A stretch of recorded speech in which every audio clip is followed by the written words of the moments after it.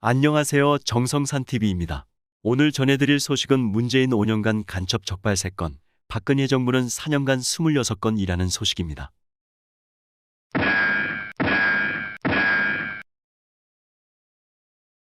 국가정보원과 경찰이 5년 이상 추적해온 북한 연계 지하조직들을 대상으로 한 수사를 최근 재개한 것으로 알려진 가운데 문재인 정부가 지난 4년간 간첩 수사에 손을 놓고 있었다는 지적이 제기됐다.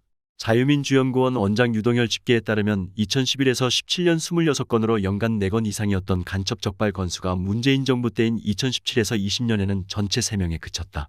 이마저 박근혜 정부 시절 인지에 수사 중이던 사건들이라고 한다. 2011에서 16년 국가보안법 위반자 총 48명을 검거해 군과 검찰에 송치했던 군사안보지원사령부 현 국군방첩사령부는 2017에서 20년에는 단 한 건도 송치하지 않았다.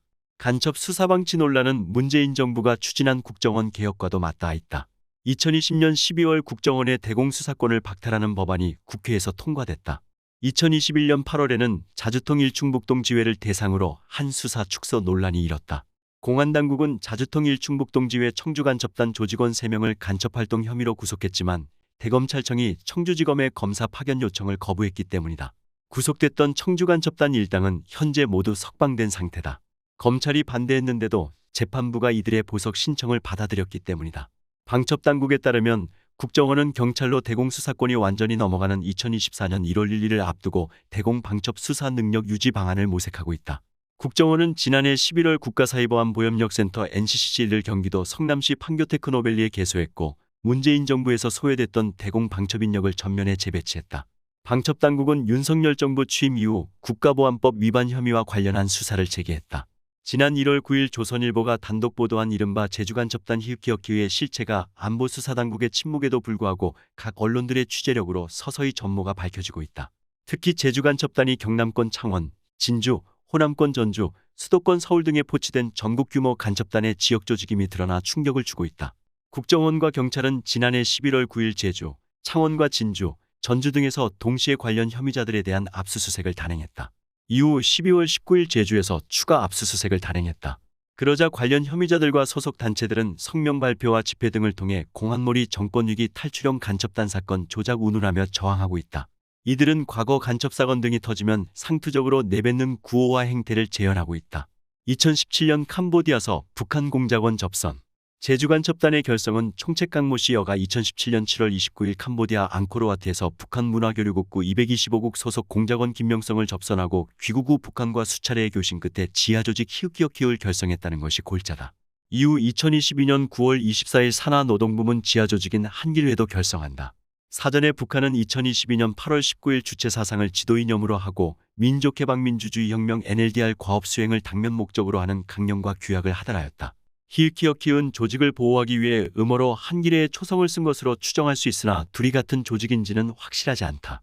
그 이유는 2022년 10월 22일 자 대북보고문에서 조국 통일의 한길을 가겠다는 의미로 노동부문 조직인 한길회를 9월 24일 결성했다고 밝혔기 때문이다. 히읗기어키의 정확한 의미는 향후 수사를 통해 밝혀질 것으로 보인다. 북한은 지령문에서 제주간첩단을 대학원으로 호칭하기도 했다. 히읗기어키은 노동부문 한길회, 농업부문, 진보정당 및 여성부문으로 편제된다. 노동부문은 박모 책임지도성원 아래 2명의 지도성원을, 농업부문은 고모 책임 아래 3명의 지도성원을, 진보정당 부문에는 총책강모가 직접 책임지도를 맡아 7명을 배치했다. 또 여성부문에는 2명의 지도성원을 배치했다. 제주간첩단은 확인된 것만 17명 규모이나 이들 지도성원들이 다시 포섭한 하위 조직원들을 포함하면 그 수는 훨씬 많을 것이다. 북한의 지령을 받아 제주간첩단이 실행한 활동은 다음과 같다.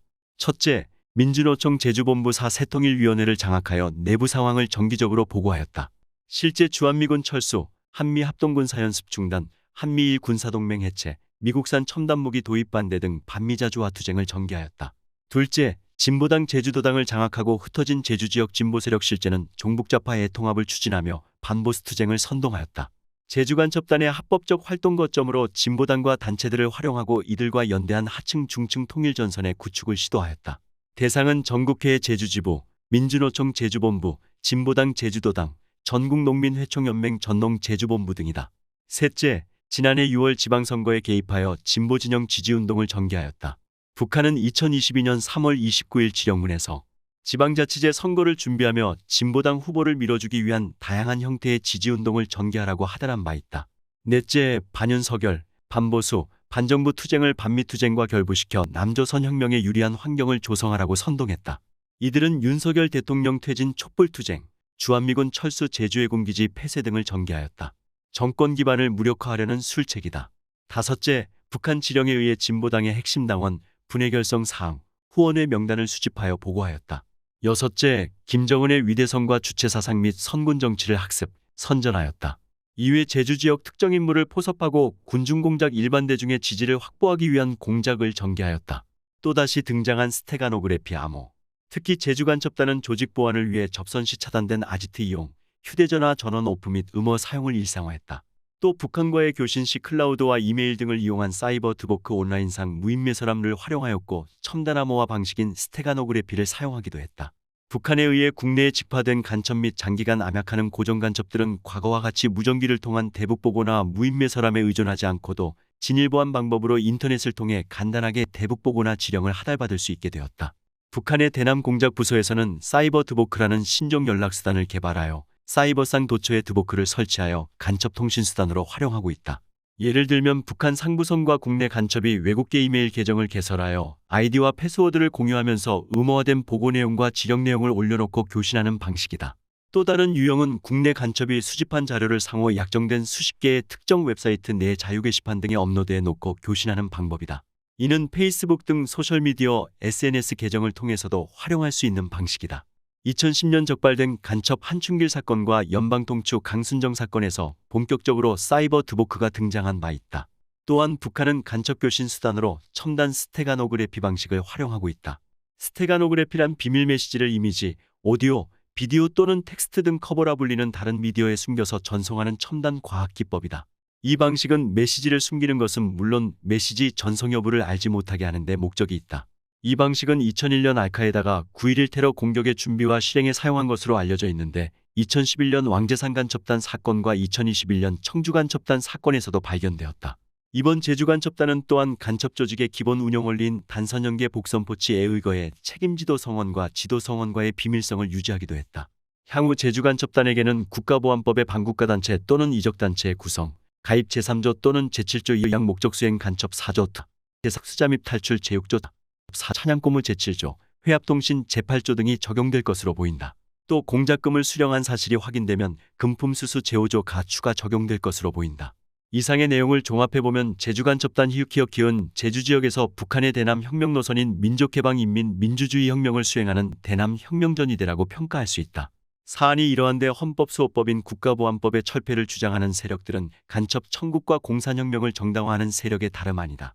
특히 폐지가 확정된 국정원의 대공수사권 존치가 필요함은 더 이상 강조해도 지나치지 않을 것이다.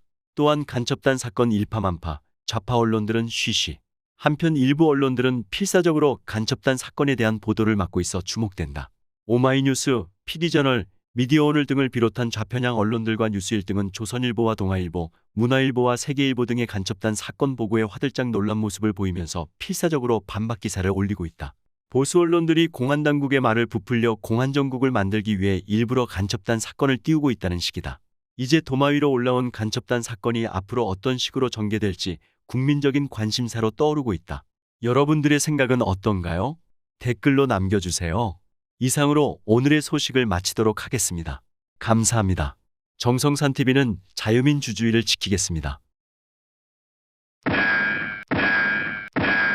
구독과 좋아요, 알림 설정 부탁드립니다. 감사합니다.